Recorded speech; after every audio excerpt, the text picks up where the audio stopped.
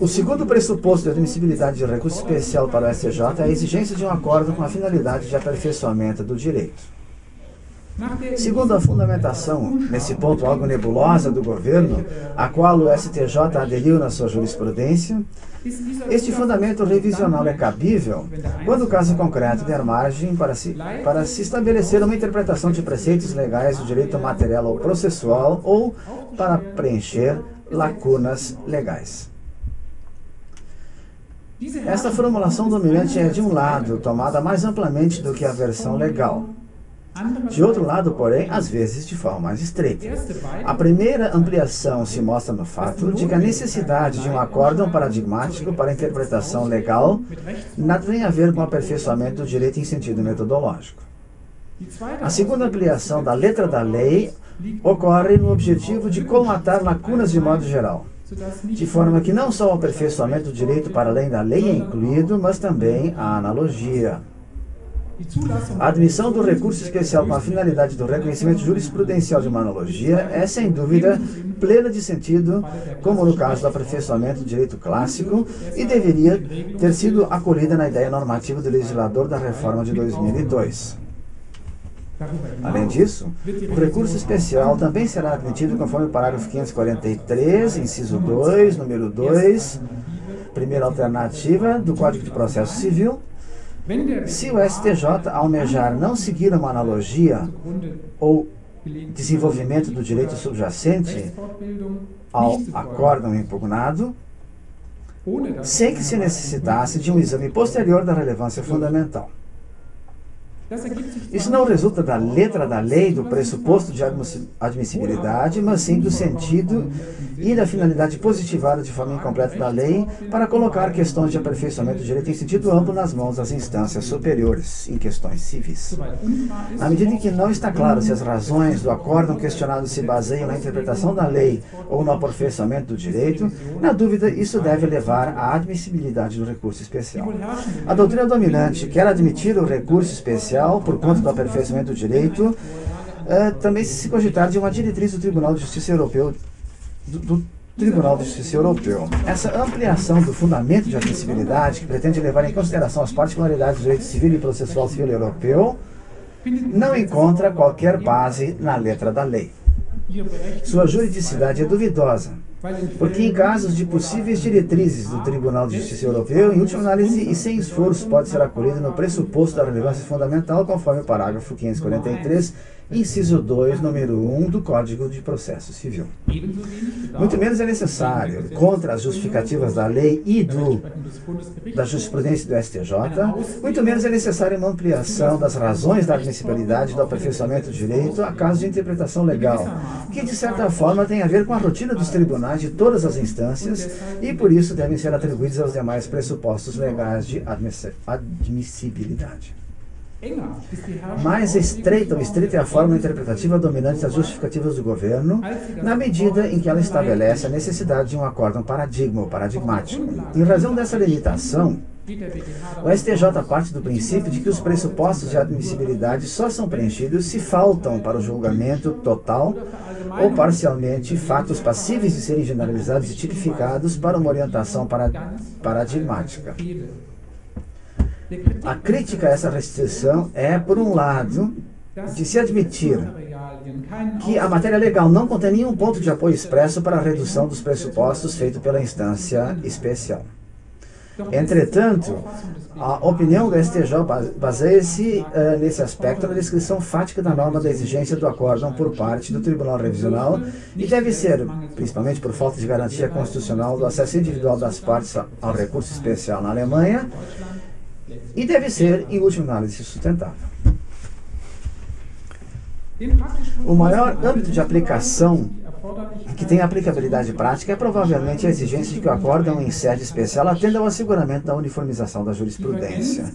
Divergências em sentido estrito ocorrem quando o acórdão recorrido estabelece uma assertiva jurídica abstrata de passagem que diverge objetivamente de um acórdão de um tribunal superior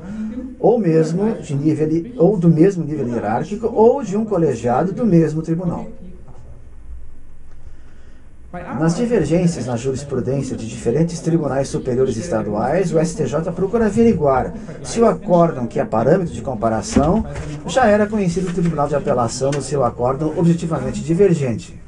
o que, eventualmente, pode conduzir a um estreitamento não previsto na letra da lei e tampouco nos materiais legislativos, e, eventualmente, contraria a finalidade da lei que visa a guarda da consistência da jurisprudência. Além disso, o asseguramento da uniformização da jurisprudência pode exigir a admissibilidade do recurso especial conforme a doutrina dominante também em caso de divergência em sentido mais amplo, na medida em que se visa evitar que diferenças difíceis de tolerar surjam ou persistam na jurisprudência, na qual a relevância do acórdão recorrido seja crucial para a jurisprudência em seu conjunto. Julgamentos diversos em quadros fáticos idênticos, sem significado especial para a jurisprudência em geral, não se constituem fundamento para admissibilidade. E mesmo erros evidentes na aplicação do direito não fundamentam a admissibilidade do recurso especial, salvo se houver o perigo de repetição e reprodução do julgado.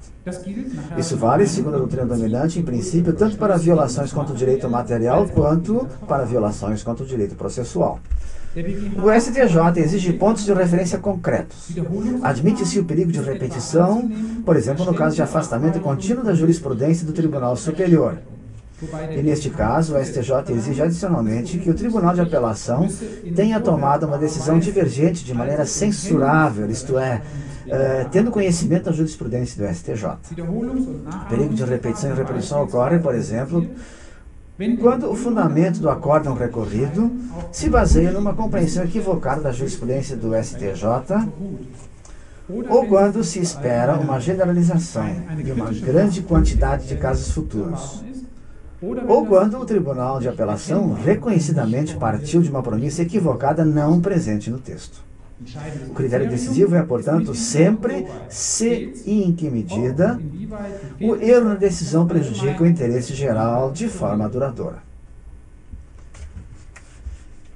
Independentemente de perigos concretos de repetição ou reprodução, o interesse geral na manutenção da confiança na jurisprudência é tangenciado, especialmente por ofensa a direitos processuais fundamentais previstos na Constituição ou outros acórdãos carentes de correção em virtude da Constituição. Em tais casos, que são raros na prática,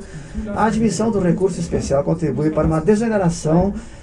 do STF alemão, seja através do afastamento da violação à Constituição, seja por causa de uma pré-apreciação de um tribunal superior devido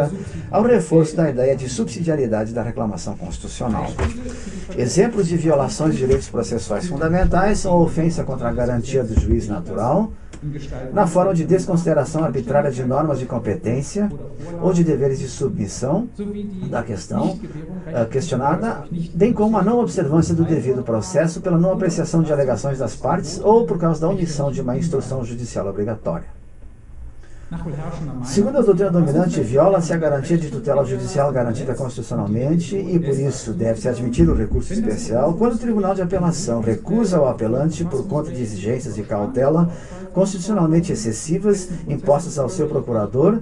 nega a ele a devolução de prazos perdidos para apelar ou para arrazoar a apelação. A proibição geral de arbitrariedade é violada quando o acórdão do Tribunal de Apelação, sob nenhum aspecto concebível, seja sustentável juridicamente e se baseie, portanto, em ponderações estranhas ao objeto do litígio, ou quando exigências excessivas em relação à perspectiva de sucesso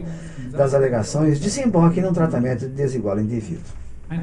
Uma violação do Tribunal da Apelação aos limites constitucionais do aperfeiçoamento do direito pelo juiz, como se extrai dos direitos fundamentais em conjunto com o princípio do Estado de Direito e da separação dos poderes, obriga da mesma forma a admissibilidade do recurso especial por causa de divergência de característica constitucional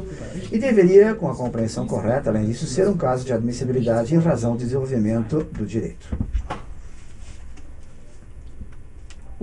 Não esclarecida e em parte controvertida é a questão de se e em que medida a admissibilidade do recurso especial depende da relevância do vício jurídico para a decisão. Conforme a jurisprudência da STJ, condiciona-se a admissibilidade do recurso como um pressuposto não escrito que o erro de direito carente de correção seja relevante para a decisão do processo no recurso especial. Isso deve-se, assim, indeferir se o acórdão recorrido se mostrar correto em seu resultado por outros fundamentos. De modo geral, o fundamento da admissibilidade está ausente também quando o Tribunal de Apelação rejeita a ação em decorrência de dois fundamentos, dos quais apenas um deles se deve receber a relevância, deve ser atribuída a relevância fundamental, enquanto que o outro, isoladamente considerado, não preenche o pressuposto de admissibilidade, a ponto de o STJ, nesse aspecto, não decidir de maneira discrepante. Além disso, o STJ indefere o fundamento de admissibilidade se o fundamento do acórdão recorrido, além do erro passível de admissibilidade, contiver ainda um ou mais erros, que, por sua vez, sendo analisados isoladamente, não permitem fundamentar a admissibilidade, ou se muitos erros do Tribunal de Apelação, atuando conjuntamente, conduzem no resultado a uma decisão correta. A limitação à admissibilidade de recursos especiais contida nessa jurisprudência vai muito longe, porque ela transforma questões de mérito do recurso especial num pressuposto de admissibilidade, sobrecarregando dessa forma o processo de admissibilidade. Por isso, afigura-se afinal como preferível para a decisão de admissibilidade contra a jurisprudência do STJ e a doutrina dominante renunciar inteiramente à exigência de relevância do erro jurídico para a decisão. A admissibilidade do recurso especial, assim como foi concebida em essência pelo legislador na reforma do CPC, cumpre em princípio as expectativas legislativas, ao abrir o recurso especial naqueles casos que, para a administração da justiça na ordem jurídica como um todo, tem a maior relevância. Com isso, o recurso especial fica em uma relação de tensão com a tutela jurídica individual. A configuração em forma de deveres para a admissibilidade se aplaudida em princípio, mas contém ou encerra a dificuldade de uma concretização dificilmente objetivável de descrições normativas artesanais e, em parte, em forma de cláusulas gerais de formulação nem sempre feliz. Consequência da admissibilidade do recurso especial, após a reforma, é a consideravelmente fortalecida ingerência em determinados ramos do direito por parte da jurisprudência dos tribunais superiores, que frequentemente levam à precisão, mas em parte também uma casuística difícil de compreender. O esforço por uma decisão de admissibilidade transparente e vinculada juridicamente na forma de filigranas legislativas se choca, não obstante a casuística detalhista e o preciosismo, choca-se com a jurisprudência e doutrina, se choca contra a realidade da prática do recurso especial, que é a decisão de admissibilidade orientada ao bem comum, sem deixar espaço para qualquer discricionalidade judicial, quando muito, em âmbitos limítrofes, só pode ser tomada em parte com um enorme esforço, um enorme dispêndio. Uma limitação da admissibilidade de recurso especial com base no critério da relevância para a decisão do vício atacado é de se rejeitar no direito processual civil alemão por falta de uma base jurídica suficiente. A tentativa de uma classificação de direito comparado do direito alemão sobre pressupostos de admissibilidade de recurso especial começa com um esquema do direito francês, inglês e dos Estados Unidos. O direito processual civil francês qualifica o recurso de cassação para a Cour de Cassation como um recurso extraordinário, pois não se atribui efeito suspensível no sentido de um empecilho à execução. Conforme o artigo 605 do CPC francês, cabe a cassação apenas quando contra o acórdão recorrido não seja atacável por nenhum outro recurso. A admissibilidade pelo Tribunal de Apelação não é necessária. Originalmente, a Cour de Cassation não podia recusar também o recebimento de um recurso de cassação. Consequentemente, registrava a Cour de Cassation em matéria civil por volta de 5 a 6 vezes mais ingressos de recurso do que o BGH, o STJ alemão. A reforma de 2001 permitiu a negação de recursos de cassação inadmitidos ou improvidos através de uma Câmara de 3 magistrados, sem qualquer fundamentação, na qual é duvidoso, afinal, se cuidou de uma inadmissibilidade ou de um improvimento para inadmissão, por evidência ou registrada no mérito. A Cour de Cassation registrou em 2008, 18.684 matérias não admitidas. A decisão positiva da Corte de Cassação decorre por conta de um exame jurídico e declara em todos os casos a anulação do acórdão da instância inferior e conforme a circunstância também do processo, e remete a uma outra corte de apelação.